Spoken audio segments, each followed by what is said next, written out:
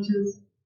Es un placer seguir conversando con ustedes sobre Carlos Fuentes. La verdad que no acabaríamos nunca, pero como somos tantos, hablaré brevemente. Y no sé, empezaré por hablar del amigo y de las historias que he recogido, a lo largo de 40 años ya creo de amistad. El año 69, en la Ciudad de México, conocí a Carlos Fuentes. Yo llegué por primera vez, tenía 26 años, a la Ciudad de México en el verano del 69. El hombre llegó a la luna ese mismo verano. Yo salí ganando más que el hombre que llegó. Y ahí conocí a Carlos Fuentes, a José Emilio Pacheco, Rosario Castellanos, Margot Glantz, Carlos Monsiváis. Y digo que tengo una sola virtud, que mantengo los mismos amigos. No voy a contar más historias sobre Carlos, que hay muchas, pero sí quisiera recoger algunas anécdotas que quizás iluminan algunos aspectos de su obra. Alguna vez cuando escriba mis memorias voy a escribir sobre estas anécdotas como acceso a la obra, no solamente como historia de vida, sino como algo más quizás útil. En noviembre voy a volver a la casa de Carlos y Silvia, donde pasé un verano del año 92 trabajando en su archivo, y esta vez para ver el manuscrito de Aquiles, de la novela de Carlos. Casi terminó, o tal vez llegó a terminar, de escribir un manuscrito de unas 400 páginas, y es la historia de Carlos Pizarro, un ex guerrillero colombiano que era candidato a la presidencia de Colombia y tenía posibilidades serias de competir ventajosamente, y un sicario le disparó, estaba en un avión, por salir el avión creo. Entonces Carlos ha trabajado sobre esta novela mucho tiempo, y algo hemos hablado sobre ella, y voy a ver cómo está la novela, si está casi terminada o lista para ser publicada. Carlos tenía un dilema con esta novela que me contó. No sabía, no estaba seguro dónde iba a poner el acto principal de la historia. Es el asesinato, cuando este chico, que es un sicario, le dispara a este líder, y los guardaespaldas de Pizarro matan al niño. Y él alcanza a decir: díganle a mi mamacita que lo hice por ella. Y entonces, claro, el dilema era si lo ponía al comienzo de la novela, al medio más o menos, o al final, porque era el hecho más impactante de la historia y al mismo tiempo era un hecho muy conocido por los lectores colombianos. Claro, García Márquez, en la crónica de la muerte anunciada, puso el asesinato de Santiago Nazar, los hermanos de Ángel, ¿recuerdan? Al comienzo de la novela, a lo largo de la novela y con mucho detalle al final. O sea que como que ha agotado las posibilidades de ubicar un asesinato, digamos, ¿no? Hay tantos asesinatos en la novela de García Márquez. Y entonces, no sé dónde finalmente ha puesto Carlos esta historia, pero prometo contarla la próxima vez que nos veamos. Pero esto me hace acordar que Fuentes siempre ha tenido, no siempre, pero algunas veces claves, ha tenido un dilema estructural, sintáctico, de la narración desde el punto de vista sintáctico del relato, diríamos. Una vez me contó, que ya lo conté en otra sesión, pero espero que no hayan estado ustedes, que había escrito La muerte de Artemio Cruz cronológicamente. Entonces no le funcionaba la novela y estaba desesperado porque no tenía una solución técnica para manejar ese material. Y estaba en un país, creo que nórdico, porque recuerdo que era muy frío, según me dijo. Y desesperado dijo: voy a tomar un baño de mar. Y se lanzó al agua y tuvo un shock del frío del agua. Y cuando salió tenía la solución técnica para la novela. No sé si Carlos estaba recomendándonos que comemos baños fríos para encontrar soluciones, pero en todo caso salió del agua y se dio cuenta que la novela tenía que ser en 3 personas, yo, tú, él, en 3 tiempos, con lo cual se organizó sola la novela, ¿no? Aquí este shock, digamos, frío. Es fascinante pensar que Carlos Fuentes, que no es un novelista tradicional, sino más bien poético, creativo, imaginativo y a veces fantástico, requiere una estructuración estricta para que las partes funcionen en torno a una sintaxis narrativa que haga sentido de ficción, no sentido de realidad. En esta novela sobre Pizarro, esta novela colombiana, todo el mundo le ha contado historias de Pizarro y conoce toda la historia de toda la familia. Y me dijo, o creo que lo declaró incluso en los periódicos, que la novela se le había llenado de personajes reales. Y para que sea una novela, tenía que sacar a esos personajes reales o convertirlos en personajes de ficción. Va a ser fascinante ver este testamento literario de Fuentes, su último trabajo, cuando se prepare para la edición. También fui testigo casual, una vez me contó en sus viajes a Brown, mi universidad, donde fue profesor durante visitante de 26 años, tenía todas las primaveras. A veces Carlos contaba como novelas orales, y como si en realidad fueran anécdotas que había escuchado y había pescado él por ahí, pero en realidad las había inventado él. Pero una vez me contó que en Londres, donde estaba el general Pinochet, juzgado y con la posibilidad de que fuese llevado de vuelta a un juicio, ¿no? ¿Se acuerdan ustedes? Y para protegerse del juicio, Pinochet fue a una clínica de señores perturbados, pero muy ricos. Entonces, en una clínica, una gran casa, un gran jardín, donde había unos señores ingleses que estaban totalmente locos, la verdad, y se paseaban por ahí. Entonces llegó el general Pinochet y no se dio cuenta que estos eran locos, se presentó y dijo, soy el general Pinochet. Y el loco dijo, yo también. Entonces los locos ya no eran Napoleón, ahora todos eran el general Pinochet.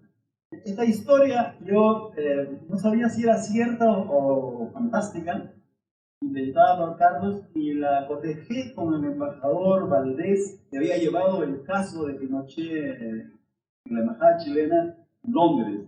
Y dijo, no, esa historia no es real, es una novela de Carlos Fuentes. Es la novela más breve de Carlos Fuentes. Y otra historia que les quiero contar, que también he contado ya, es que una vez en una conferencia en Brown, Carlos tenía que ir al servicio y pasó de la sala a una sección de guardarropa, digamos, y después al servicio, y todo esto era muy penumbroso. Y yo creo que Carlos tenía una visión estilística por la penumbra, ¿no? Entonces, cuando salió, de pronto aparece un señor extraordinariamente anciano, con el pelo largo y blanco, con zapatillas y con un aire como de infantil, parecía un angelote de García Márquez. Y le dice, señor Fuentes, ¿cómo está Alejo Carpentier? Y Carlos se pegó un susto enorme, pero Alejo Carpentier ha muerto. El señor impecable le dice, pero Miguel Ángel Asturias se encuentra bien, ¿no? No, Asturias también ha muerto, dice Carlos.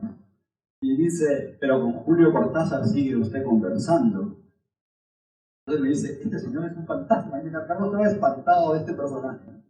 Pero después pensé que este señor, que obviamente no lee necrologías, y no sabía que estos personajes habían muerto, es el lector ideal. El lector ideal que persigue a Carlos, que persigue incluso ahora a Carlos Fuentes, ¿no? Es el lector que no cree que un escritor muere y que piensa que la lectura es un presente permanente y que uno sigue conversando con sus autores favoritos. Yo creo que nosotros tenemos una gran conversación continua con Carlos Fuentes. Gracias.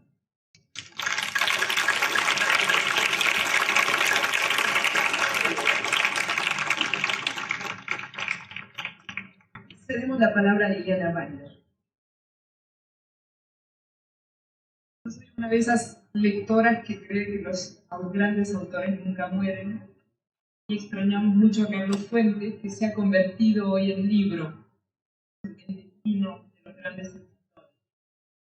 Alguna vez escribió Milan Kundera que Goethe fue el último escritor que logró tener la certeza de que entendía su mundo. Fue el último gran escritor que entendió de manera cabal su tiempo.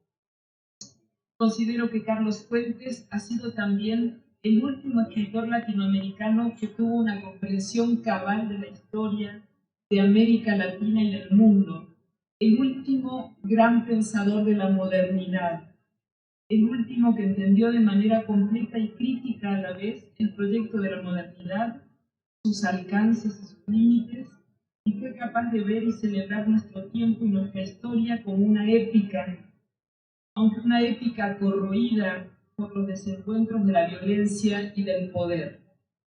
Mi último encuentro con Carlos Fuentes fue hace un par de semanas. Tuve que ir a Jalapa, y en esta Jalapa tomada por distintos tipos de fuerzas, que parecía un lugar en guerra, estaba yo muerta de miedo y no sabía qué hacer para olvidarme del miedo de estar en Jalapa, y que fue un lugar que amó profundamente Carlos Fuentes, y caminando por el centro me topé con la biblioteca Carlos Fuentes. Entonces me pasé toda la tarde hasta que cerró la biblioteca leyendo. Había varios estantes con toda la obra de Carlos Fuentes y me senté a leer. Tomé al azar La voluntad y la fortuna de 2008, que empieza con las palabras de un muerto cuyo cuerpo ha sido destazado. Es la palabra, la voz de la cabeza de un muerto. Es el muerto que cuenta la verdad.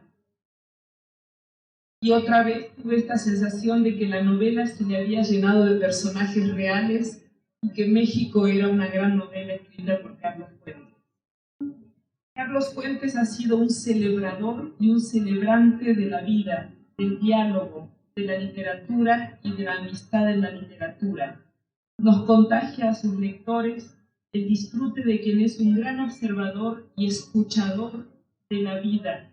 Nos contagia su enamoramiento por la vida, así como su denuncia de las grandes plagas que persiguen a esta gran épica del ser humano. Creo que tuvo una visión épica de la historia, del tiempo, de las conquistas del hombre, pero que están corroídas, como cortadas por el poder, uno de nuestros grandes cánceres, y por la miopía moral de nuestros días.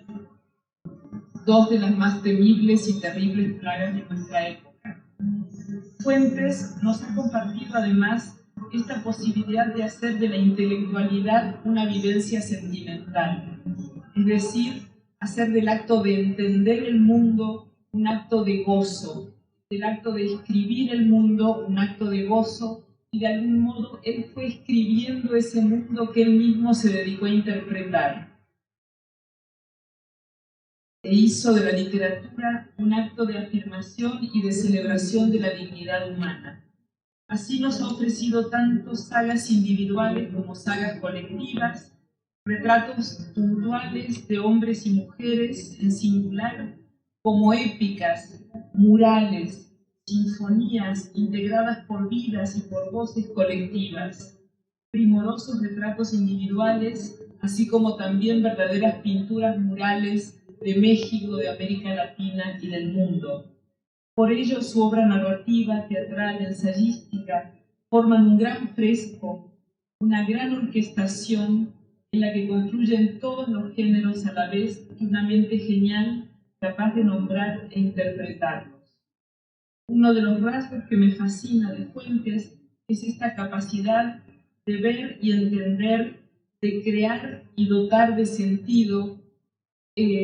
Ayer José Waldenberg hablaba de uno de los grandes problemas de nuestro tiempo, que es el déficit de sentido. De eso nunca careció Carlos Fuentes. Carlos Fuentes pudo ver el sentido de la historia, el sentido de la vida humana, de alimentar su reflexión a fuerza de creación y su creación a fuerza de reflexión. nos deja la capacidad de enamorarse de la vida y de la condición humana. Estoy transitando en estos días la muerte de Artemio Cruz. Hay un contraste evidente entre la épica de la vida de Artemio Cruz, la antiépica de Artemio Cruz, cuya muerte lenta, dolorosa y feroz, mientras se pudre por dentro y se desmorona como un montón de piedras, como se pudre y se desmorona el poder, entra en contraste, como digo, con la vida de Carlos Fuentes, una vida que alcanzó la épica del enamorado de la literatura y de la existencia humana y que concluye de una manera dolorosa pero breve, contundente, limpia, en plena ebullición intelectual y humana. Tal vez la relación entre Carlos Fuentes y Artemio Cruz, uno de sus grandes antihéroes, sea representativa de la relación del artista con su obra toda. El oficio de escritor es el que le permite ir recuperando los fragmentos de la vida, procurando darles un orden, o más bien preguntándose por ese orden, montar la escena teatral a la vez que erigirse en su primer espectador. En este texto, en La muerte de Artemio Cruz, donde alternan una épica derrumbada y rota, las esquirlas de una vida que se coloca frente al autor de la propia novela, como para si él se tratara también del anuncio de un descubrimiento, de una indagación a realizar, de un indicio a perseguir, y la reflexión ensayística sobre la historia de México, la épica caída de la Revolución Mexicana, así como también la marcha de la existencia humana en general, la existencia individual, incomunicable hasta un cierto nivel, el vínculo con las pasiones humanas, en esas tres grandes heridas que cantó Miguel Hernández, el amor, la vida, la muerte, la afiliación a distintas instituciones sociales y por fin el vínculo con la experiencia humana toda. Tal vez toda la obra de Carlos Fuentes podríamos entenderla en esta clave.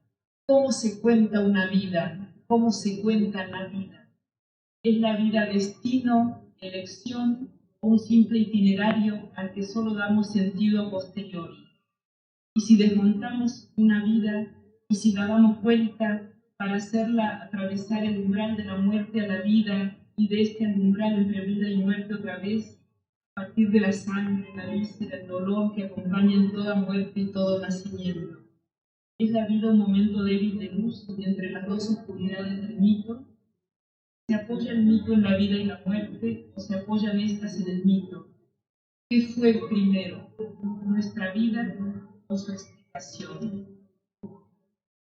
Por último, tomo una frase de Artemio Cruz para despedirme de Fuentes, para reencontrarme con Fuentes. Hoy que tu vida y tu destino son la misma cosa.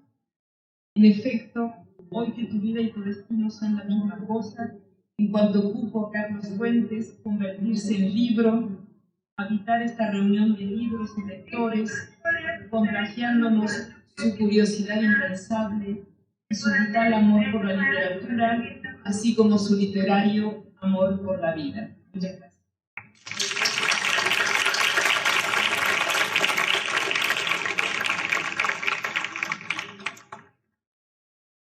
Cedemos a continuación la palabra a Rolando Hinojosa Smith. Buenas noches. ¿Se oye o no? Bien. Más o menos. ¿Así? Bueno, estoy viendo donde voy. Voy a contarles un cuento. Ojalá no tome más de 5 minutos, porque la segunda parte es una cosa que escribí sobre Fuentes. Yo era director de uno de los comités de la Modern Language Association en Nueva York. Y viendo uno de los viejos números, hay una nómina, vi el nombre de Octavio Paz, de García Márquez, de Vargas Llosa, pero no estaba el de Carlos Fuentes. Coincidí esa visita mía a New York con el jefe que era Joe Canaro y le dije, ¿por qué no está lo de Carlos Fuentes aquí? Dice, no sé, no lo han nominado, no lo han nombrado. Pues yo me voy a encargar. ¿Qué tal? Dijo, mira qué coincidencia, voy a ir a comer con Carlos ahora mismo. Pues dile que si está bien si yo hago ese gesto. Y lo hice. Hablé con uno de sus directores, me dijo, haz la lista de las novelas, ¿ok? Y los cuentos, bien. Los ensayos y artículos, ¿ok? También una bibliografía, ¿ok? ¿Qué más? Ahora un ensayo tuyo de 1200 palabras, ¿por qué? ¿Ok? Yo era el profesor del Departamento de Literatura Norteamericana e Inglesa en Minnesota en el tiempo. Y me tomé 2 o 3 meses para contar todo. Una cosa, se puede imaginar. Y se la mandé. Y se me olvidó, yo ya había hecho lo mío, me había prometido a Joe Canaro. Y un día recibí una carta de Canaro y era la copia que Fuentes le había enviado a él, dándole las gracias porque ya su nombre iba a aparecer en la nómina con Vargas Llosa y todos los demás. Yo nunca le dije a Fuentes nada, lo conocí una vez en San Antonio, era un par de años, quizá un poco más. Y el gusto fue de conocerlo solamente, chocamos la mano y ahí. Ahora ustedes saben lo que no creo que usted sabía saber. Bueno, ojalá que no haya tomado más de los 5. Sabido es que Carlos Fuentes es un escritor universal, conocido en todos los continentes del mundo, diría.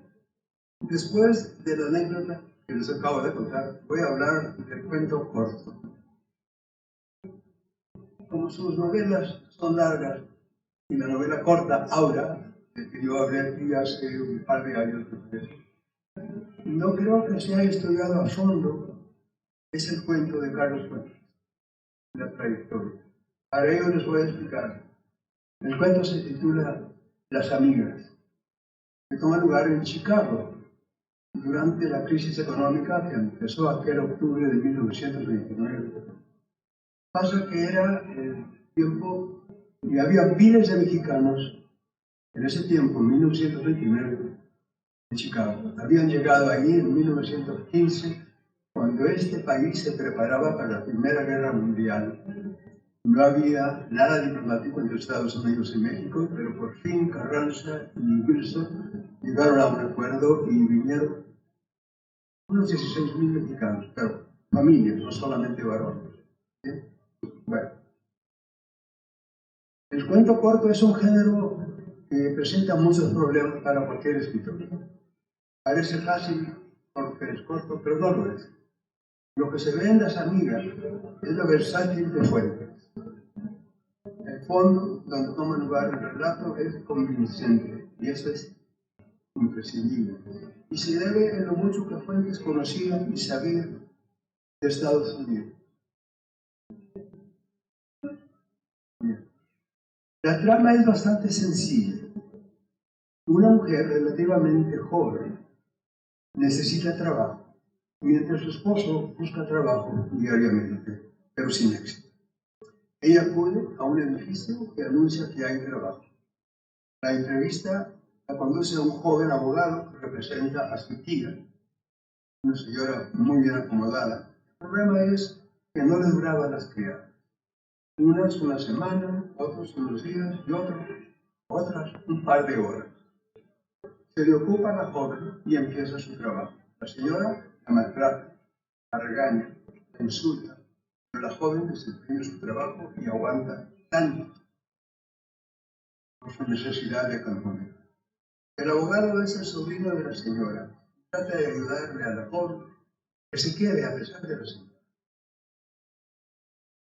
Y se va el manejo especial de Carlos Fuentes a presentar a la señora y su racismo. Tema que era muy de Fuentes. Pasan 2 meses y la joven sigue trabajando a pesar de la crueldad y el veneno de la señora. La joven trabaja, desempeña su cargo y la señora no sabe qué hacer. Sale con una peregrina idea. Le dice a la joven que quiere formar una fiesta. y que ella invite a sus amigos. Hay comida, música y la gente se divierte y de repente sale la señora gritando histéricamente, insultando a la gente, corriéndola todo y tirada la comida en el suelo. Rompe su propia vasija y gritando todo el tiempo. Y en efecto los invitados salen corriendo. La joven, sin palabra alguna, limpia la cocina, la sala, las paredes, sin hablar. La señora, chillando, se va a su recámara porque no ha podido deshacerse de esta chica. El día siguiente, viene el sobrino y se da cuenta de todo y le recomienda a la tía. Y la sorprende a la vez, le dice lo siguiente, que es su sobrino, pero que si no hubiera corrido a su padre, hubiera sido el madre de él. Entonces la señora no sabe qué decir, qué hacer. Y aquí el talento de Fuentes.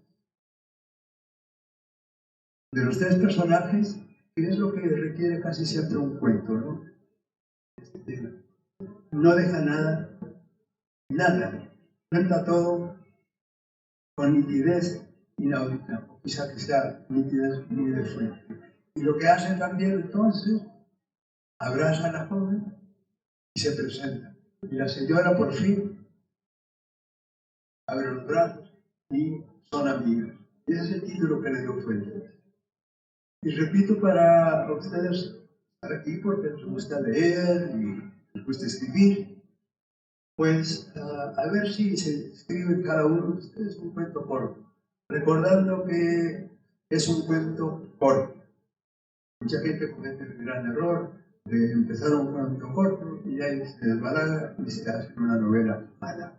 Entonces, no, un cuento corto es muy difícil, pero si se empeñan, sale. Lo primero que leí de él, igual que muchos aquí, no fue solamente La Reforma Transparente o La Muerte de Artemio Cruz, fueron sus cuentos y yo aprendí mucho de ellos. Muchas gracias.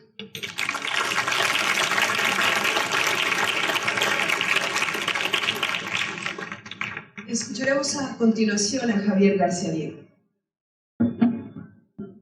Buenas tardes.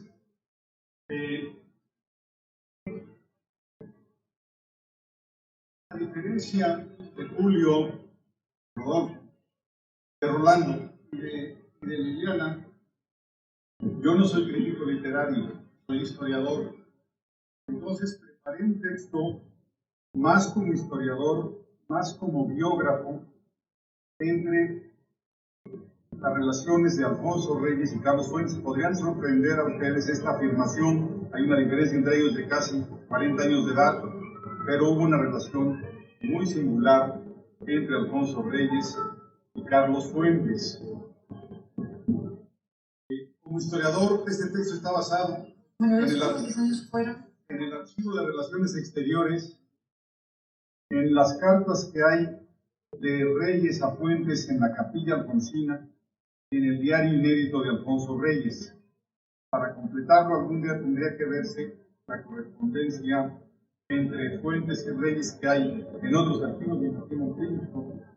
Pero en fin, hasta ahora llevo este texto. Es un poco más largo de lo que han dicho mis compañeros, entonces comienza así. Antecedentes. Una imagen dice más que 1000 palabras. Dos imágenes dicen mucho más que 2000 palabras. Las fotografías son de sobra conocidas. Las dos fueron tomadas en Río de Janeiro entre 1931 y 1932.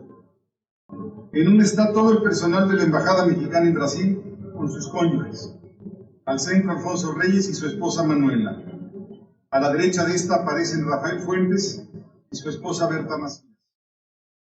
En los brazos de esta destaca un niño como de 2 o 3 años de edad, obviamente con pantalones cortos.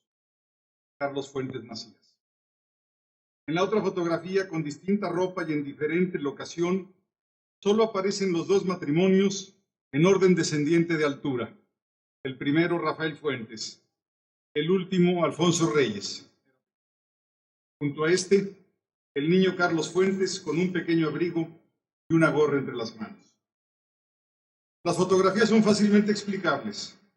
Rafael Fuentes Boettiger, nacido en Veracruz en 1901, había ingresado al Servicio Diplomático Mexicano en 1925 a la Comisión General de Reclamaciones entre México y los Estados Unidos. Poco tiempo después sería comisionado a Ecuador y Panamá, donde nació el niño que aparecía en las fotografías, para posteriormente ser designado segundo secretario en la Embajada en Brasil, donde estuvo desde principios de agosto de 1930 hasta principios de noviembre de 1931. Durante esos 15 meses, Rafael Fuentes trabajó bajo las órdenes del embajador Alfonso Reyes. Se sabe que la relación laboral entre ellos fue fructífera y ordenada y que hasta surgió un sincero aprecio entre ambos. Su feliz entendimiento no resulta extraño. El joven Rafael Fuentes hablaba con soltura inglés, francés y portugués y alegaba tener cierta inclinación cultural, especialmente literaria, al grado de haber publicado algunos artículos en el Universal Ilustrado y en Revista de Revistas, y de haber impartido un par de conferencias en Panamá y Ecuador sobre la literatura mexicana moderna. Probablemente esto explica que Reyes haya hecho tan encendidos elogios de él.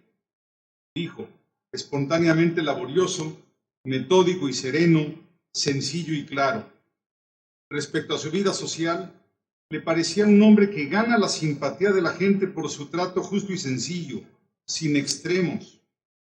Es de sospecharse que en el ánimo de Reyes haya sobre todo influido que Rafael Fuentes fuera un aficionado a la buena lectura y que incluso fuera autor, estoy citando a Reyes, de algunos artículos literarios de tono informativo y sin pretensiones. La definición que hizo de él es enigmática pero contundente. Le parecía un buen sustantivo sin adjetivos. Por todo esto, aunque resultara pernicioso para la buena marcha de su embajada, Reyes lo recomendó para que fuera ascendido como encargado de negocios en Uruguay. En efecto, Reyes informó a la superioridad que había encontrado en Fuentes las mejores y más recomendables condiciones en su persona, su conducta, su vida social y su desempeño oficial. Hombre animoso, leal, discreto y metódico, inmediatamente se hizo acreedor a mi estimación. Alfonso Reyes reconocía su entusiasmo sereno y apreció su concepto general de la vida. Aunque no volvieron a coincidir en ningún destino diplomático, se mantuvieron en contacto por mucho tiempo, conservando ambos la mejor opinión del otro. 2. Hechos consignados. La existencia del pequeño hijo de su colaborador no habría de pasar desapercibida para Reyes, pues cierto día el embajador fue informado de que el niño había sido picado en una mano por un alacrán, lo que lo había hecho gritar, retorcerse y hasta echar espuma por la boca. Sobre todo, el aprecio entre los dos diplomáticos dio lugar a cierto trato familiar. Por lo mismo, cuando estuvo en otros destinos diplomáticos, Rafael Fuentes acostumbraba enviar cartas amistosas a Reyes en las que incluía reportes de salud y los recuerdos de su hijo para don Alfonso y su esposa Manuela, quienes parece que llamaba tíitos. Y lo consiguió. Sin embargo, pasaron varios años para que Reyes volviera a mencionar, ahora por su nombre, al hijo de su antiguo compañero de trabajo. Lo llamativo de la mención consiste en que confirma la precoz vocación literaria de Carlos Fuentes. La mención data de mediados de 1947, antes de que éste cumpliera los 19 años. Según Reyes, el viernes 11 de julio fue visitado en su casa por Rafael Fuentes y su hijo para anunciarle que este último estaba decidido a dedicarse a las letras. Siempre generoso y endulzado por el viejo recuerdo brasileño, Reyes comenzó por prestarle algunos libros, uno de ellos de Dickens, los que el precoz y ya voraz lector devolvió a las pocas semanas. En realidad, más que a comunicarle dicha decisión vocacional, los Fuentes fueron a consultar a Reyes sobre la posibilidad y conveniencia de que el hijo se convirtiera en escritor, en tanto sus padres le insistían que estudiara Derecho, alegando que se iba a morir de hambre en México si intentaba vivir de la literatura. Como lo hizo en otras ocasiones, Reyes recomendó que el joven obtuviera un título, de abogado preferentemente, pues México era un país formal, por lo que de no conseguirlo, título, parecería, es una frase de Reyes, una taza sin asa. Es sabido que Fuentes aceptó el consejo de Reyes y de sus padres y que comenzó a estudiar Derecho, aunque combinando sus responsabilidades escolares con su vocación literaria. Gratísima sorpresa fueron los cursos de don Manuel Pedroso, un exiliado español que combinaba un asombroso conocimiento jurídico y politológico, ¿sí?, con una notable cultura literaria. Para delicia de Fuentes, de entrada Pedroso aseguró a sus alumnos que no podía entenderse el derecho penal sin haber leído Crimen y Castigo y que el derecho mercantil sería excesivamente tedioso si no se le enriquecía con la lectura paralela de Balzac. Gracias a la incontenible energía que desde entonces le caracterizaría, durante los 2 o 3 años en que asistió a la Facultad de Derecho, Carlos Fuentes pudo escribir La región más transparente, cuyo tema surgió de las hediondas y oscuras entrañas de la Ciudad de México, las que frecuentaba con su proverbial puntualidad. El aprendizaje literario de Carlos Fuentes también se hizo a través de sus visitas a Alfonso Reyes, no solamente en la clase de Pedroso, muchas de las cuales quedaron consignadas en el diario de este. La frecuencia de sus apariciones en la capilla es apreciable a partir de 1952, aunque es un hecho que la confianza y el cariño que Reyes tenía a su familia pronto los heredó el aspirante a escritor, permitiéndole pasar algunos fines de semana con Reyes en Cuernavaca, su sitio de convalecencia y aislamiento. Al principio, para Alfonso Reyes, Carlos Fuentes era Carlitos o incluso el chico de Rafael. La asistencia de Carlos Fuentes a la capilla alfonsina podía ser individual o en grupo. Al principio solía ir junto con Jaime García Terrés, Ramón Xirau o Octavio Paz. Los motivos y pretextos iban desde felicitarlo por el final o el inicio del año, celebrarle algún premio o reconocimiento, o llevarlo a su casa después de sus conferencias en el Colegio Nacional. Pareciera que en esos encuentros en la capilla, Reyes escogía y preparaba sus relevos generacionales. Por lo tanto, resulta comprensible que con el paso del tiempo las visitas fueran teniendo mayor contenido literario. Por ejemplo, se hicieron frecuentes en 1955, pues Carlos Fuentes y Emanuel Carballo le consultaban muchos asuntos de la Revista Mexicana de Literatura, cuyo primer ejemplar le llevaron a finales de agosto. De hecho, el número 2 les provocó ciertas angustias a sus jóvenes directores, Fuentes y Carballo, pues al corregir pruebas se dieron cuenta de lo inapropiado que resultaba un artículo crítico sobre la poesía de don Alfonso, lo que éste resolvió facilitándoles uno adecuado para sustituirlo del crítico colombiano Rafael Gutiérrez Girardot. Los últimos años de don Alfonso registran un notable aumento en su aprecio por Fuentes. Aunque en ocasiones lo siguió llamando Carlitos, cada vez fue más frecuente referirse a él como Carlos. Además, sus visitas dejaron de ser familiares. En ocasiones llegaba con su padre o hasta con su madre a ver a don Alfonso. Luego concurriría a la capilla a solas con un pequeño grupo de amigos. Si antes solía buscar a don Alfonso junto con García Terrés, Xirau y Octavio Paz, además de con Emanuel Carballo, luego se agregaron Pablo González Casanova, José Luis Martínez, Joaquín Díez Canedo, Alichu Macero, Ernesto Mejía Sánchez y Víctor Flores Soler.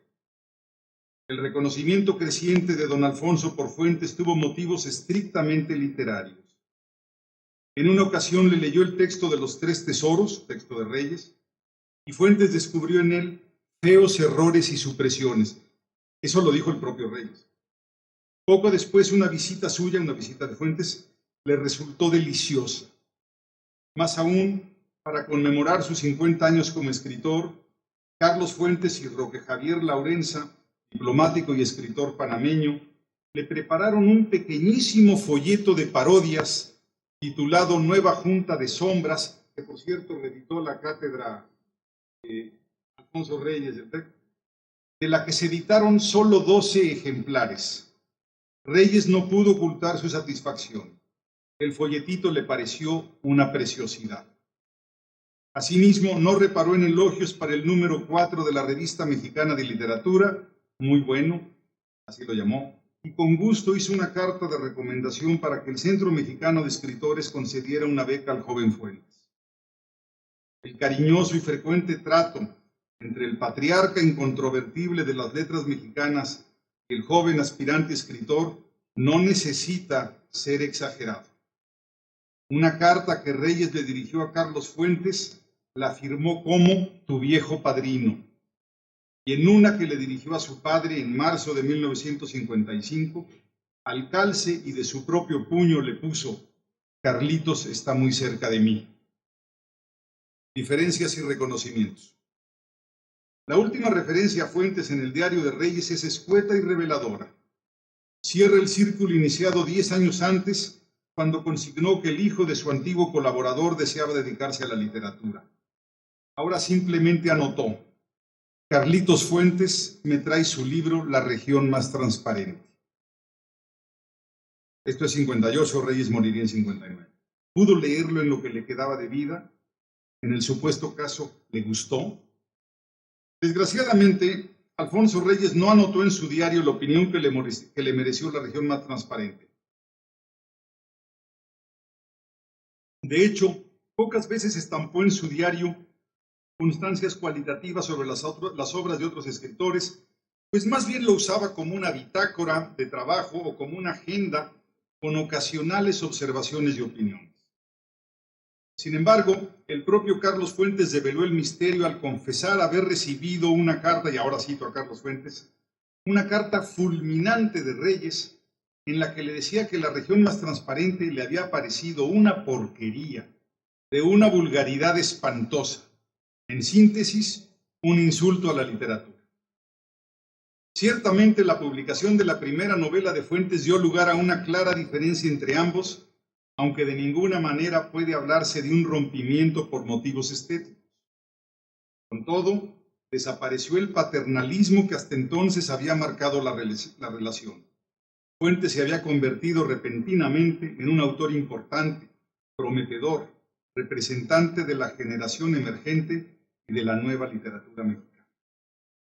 El desencuentro puede ser resumido en pocos renglones. Sucedió que algunos periodistas y críticos intentaron enfrentarlos, no es casual en los periodistas, ¿no?, afirmando que Fuentes lo desafiaba al titular su novela con una famosa frase de Reyes: la visión de Anáhuac, viajero ha llegado a la región más transparente del año. A lo que Fuentes respondió que Reyes hablaba de un México pasado, que él solo daba el contraste con el México de sus días. La respuesta de Fuentes satisfizo a Reyes, pues este se había referido al paisaje físico del Valle de México que encontraron los conquistadores españoles, mientras que la novela de Fuentes se refería al ambiente humano del México contemporáneo. Sin embargo, Reyes lamentó haberle permitido bautizarla con mis palabras. O sea, se ve que hablaron antes de cómo iba a titular Fuentes su novela. Dice: pues sabía que no faltarían los lectores y críticos malévolos, así dice Reyes, que supongan que había intentado lanzarme un sarcasmo. Reyes, reflejando su muy diferente concepción de la literatura, le dijo: yo hubiera preferido que no empañaras mi frase aplicándola a un objeto, la Ciudad de México nocturna, a un objeto tan turbio. Una vez registrada progresivamente la imagen que tuvo Alfonso Reyes de Carlos Fuentes desde la confesión de su vocación hasta que se convirtió en un escritor en ciernes, corresponde ahora analizar los recuerdos que durante más de 50 años, obviamente me refiero a recuerdos públicos, a los recuerdos que durante más de 50 años guardó Fuentes de él. Sobre todo, es preciso destacar las influencias que tuvo sobre un autor 40 años mayor y quien tenía intereses temáticos, posturas estéticas y posiciones políticas diametralmente distintas a las suyas. Estas diferencias se evidenciaron con respecto a La región más transparente. Sin embargo, lejos de haber quedado lastimado, Carlos Fuentes disfrutó, y aquí lo vuelvo a citar, disfrutó que su intento por romper los cánones de la pulcritud literaria haya sido exitoso, pues ese era mi propósito. Es más, Fuentes aseguró que el reclamo no le había ni incomodado ni sorprendido, puesto que sabía que Reyes tenía un sentido muy clásico de la vida y de la literatura, contrario a los experimentos renovadores. Además, quedaba claro que sus reparos no eran por falta de talento, pues Reyes estaba convencido de que Fuentes había, y cito a Reyes, querido conscientemente hacer un libro turbio, para lo que aprovechó una cualidad que Reyes le reconocía, Reyes a Fuentes, su mirada de águila que acierta a ver todas las extravagancias y fantasías cotidianas. Aunque Fuentes asegurara que no guardó rencor alguno por las opiniones negativas de Reyes respecto a su emblemática novela, durante varios años no hubo expresión pública mayor de Fuentes sobre Reyes, a pesar de tener viejos recuerdos de este, los que se remontaban auténticamente a sus primeros años. Recuérdese que Fuentes se inició en la literatura, y así lo dijo él, lo cito, sentado en las rodillas de Alfonso Reyes. Recuérdese también que cuando se radicó en México, hacia 1945, Carlos Fuentes buscó inmediatamente su apoyo y consejo, confiado en la vieja relación familiar. Fue así como tuvo acceso a su persona y a su biblioteca. Y Alfonsina, a provechosísimas conversaciones casi semanales de por lo menos 1 hora o 2, cito a Fuentes, siempre estimulantes y fructíferas. Fue por todo esto que Fuentes luego reconoció que Reyes le dio muchísimas orientaciones de escritura y lectura. La primera le recomendó leer a Stendhal. ¿Acaso la mayor enseñanza de Reyes la recibió antes de cumplir 20 años, cuando lo reprendió por ser muy parrandero y le recomendó que siguiera la línea de conducta de Goethe, levantarse temprano, escribir varias horas y luego completar el día dedicado a otros intereses, incluyendo la política? Otra enseñanza que Reyes había tomado de Goethe y que transmitió a Fuentes, más por el ejemplo que mediante sermones, fue entregarse por entero a la literatura. Habiendo elegido este oficio, se debe vivir de y para las letras, construyendo con todos los otros intereses un único y auténtico universo literario. Además de su cordialidad y generosidad, Fuentes disfrutó la legendaria simpatía de Reyes, acompañada siempre de su notable sencillez. A pesar de la diferencia de edades, más que un trato magisterial, Reyes le ofreció una relación de amistad. A mí se me impone, dijo Fuentes, sobre todo el recuerdo de un compañero de conversación, de un maestro que me enseñó muchísimo, pero un maestro sin pedantería, sin ampulosidad. Convergencias y divergencias. A pesar de la gran diferencia de edades y no obstante los distintos contextos históricos y geográficos en que ambos vivieron, Reyes y Fuentes tuvieron muchas similitudes. Concentrémonos en algunos paralelismos. El primero, ambos fueron diplomáticos. Sin embargo, a Reyes le correspondió representar a los gobiernos del México postrevolucionario entre 1920 y 1938, gobiernos comprometidos con varias reformas sociales y, sobre todo, adalides de los principales elementos de la convivencia internacional. Para Reyes, por ejemplo, la defensa del gobierno republicano español fue un triple compromiso: moral, personal y diplomático. Según Fuentes, durante esos años era muy fácil identificarse con los ideales de la Revolución Mexicana, a diferencia de cuando él fue diplomático, época en que el régimen mexicano había pasado de revolucionario a autoritario, con una política exterior menos audaz y autónoma. Esto fue precisamente lo que hizo que la experiencia diplomática de Fuentes fuera breve, a diferencia de la de Reyes, que se prolongó por casi 20 años. Otra diferencia notable: en la época de Reyes era difícil sobrevivir de la literatura, por lo que se tenía que trabajar en la diplomacia o como funcionario cultural. A Fuentes le correspondieron otros tiempos, por lo que él sí pudo vivir como un profesional de las letras. Cercano al tema de la diplomacia está el del cosmopolitismo, aunque no deben ser identificados. El cosmopolitismo de ambos trascendió sus experiencias diplomáticas.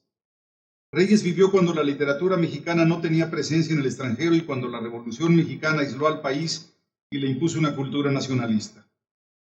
Su contacto con la literatura occidental fue posible gracias a su prolongada ausencia del país, a su noctámbula disciplina, escribía en las madrugadas Reyes, a la amplitud de su visión cultural y a su ambición por apropiarse, por hacer suya toda la literatura mundial, pasada y presente, cercana y lejana.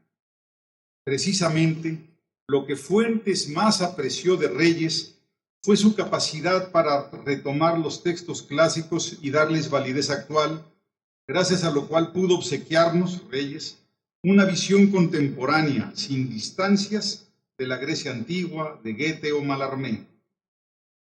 Su reconocimiento no necesita sobreestimarse.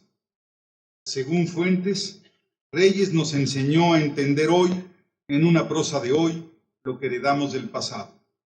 Su aportación no era académica, mucho menos erudita. Lo que buscaba Reyes era enriquecer la creación literaria con un pasado que la informe. No hay la menor duda. Don Alfonso abrevaba de todos los escritores clásicos, antiguos y modernos, por puro placer, placer que quería difundir y compartir con todos, escritores y lectores.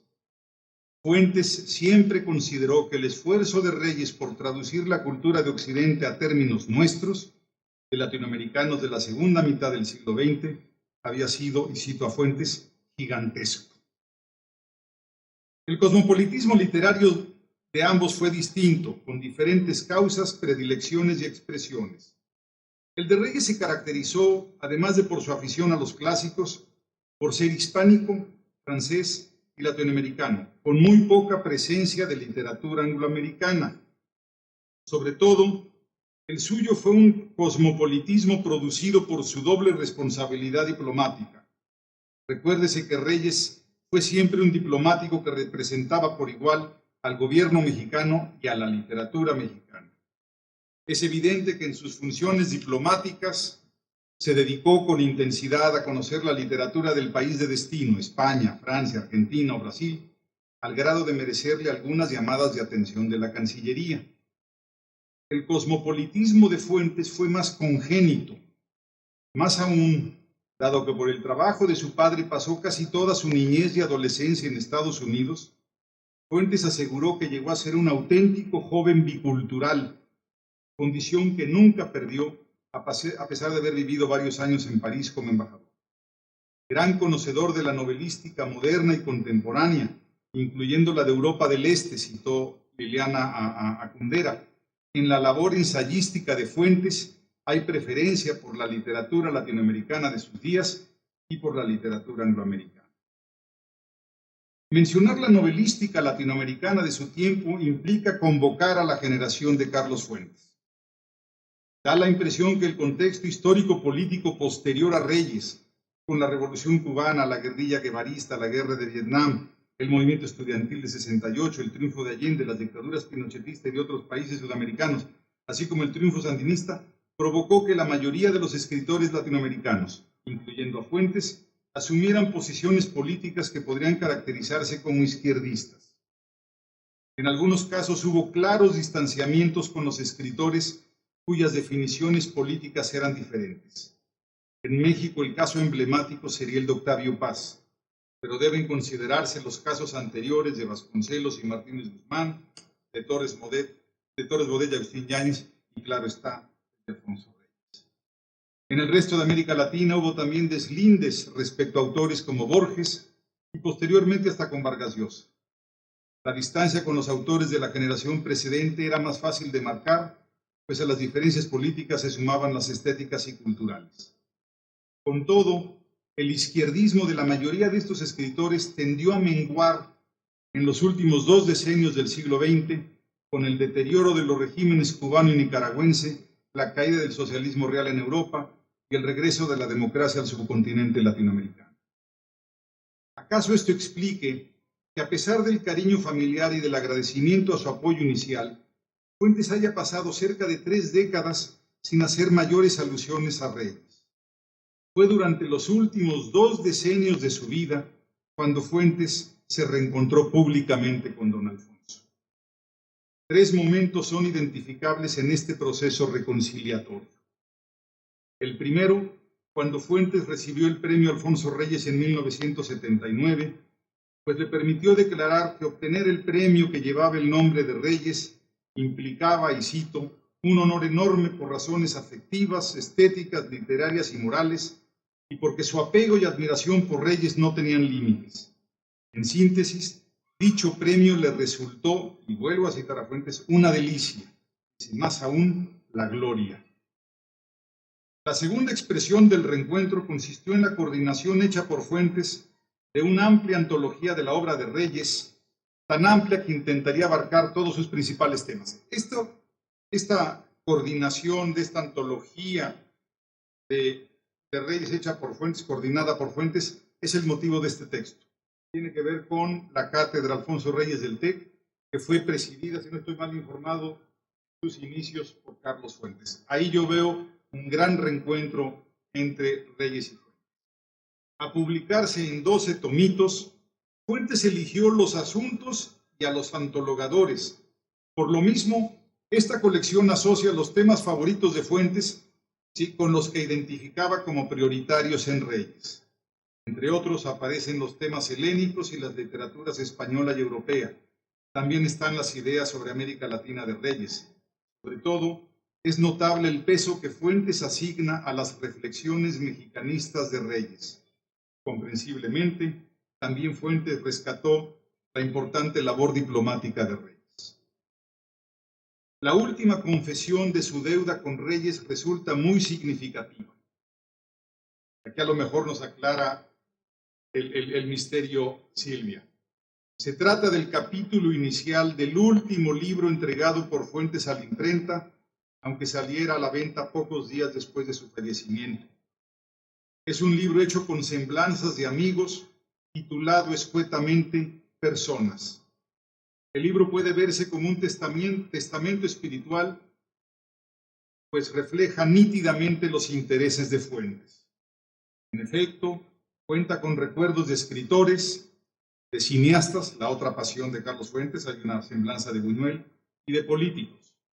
Entre los primeros destaca la presencia de Reyes, Neruda y Cortázar. También fueron dibujados algunos escritores ajenos al lenguaje hispanoamericano, Malraux, Arthur Miller y William Styron, confirmando que en su cosmopolitismo predominaban lo francés y lo angloamericano. A Fuentes siempre le interesó la política y lo refleja con las semblanzas de un par de estadistas. Un mexicano, solo uno, Lázaro Cárdenas. Francés el otro, François Mitterrand, a quien conoció cuando fue embajador. Producto de su intermitente experiencia universitaria, ya como alumno, ya como profesor, Fuentes recuerda primero su trato con Mario de la Cueva y Manuel Pedroso, para luego pasar revista a su amistad con el economista John Galbraith, el historiador Arthur Schlesinger, la crítica cultural Susan Sontag y la filósofa María Zambrano.